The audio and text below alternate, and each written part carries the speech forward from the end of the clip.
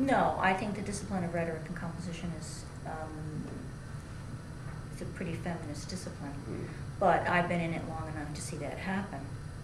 So I would say that's been, steadily moving increasingly in that direction since the field of rhetoric and composition really developed a sense of itself as a distinct discipline. And I would say that the sort of real point where that became really clear that was happening would be in the 80s.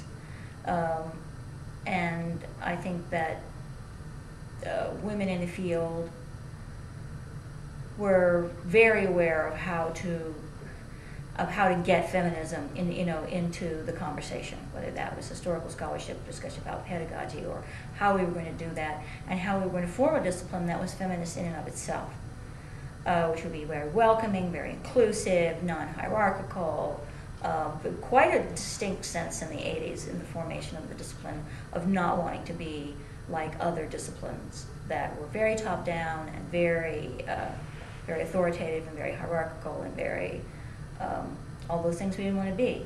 So I think it seemed to me that there was a very happy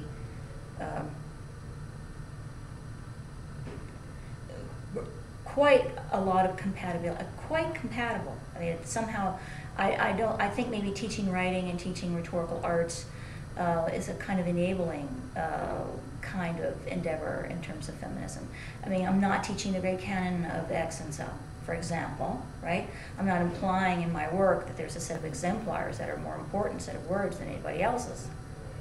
So I think somehow, always having been a composition teacher since I was 21, had a lot to do with a sense of my general professional life as being politicized in that best possible sense, because if I wasn't talking, later I came to be, of course, doing feminist scholarship, feminist historical scholarship, but before that, I was writing about composition because I thought, and I still write about composition and I teach writing, as a democratic issue, that getting into the hands of everybody, right? The means by which they can then participate in the conversations they want to participate in, or to have a conversation in a classroom in which that student realizes that he or she already has all of this expertise.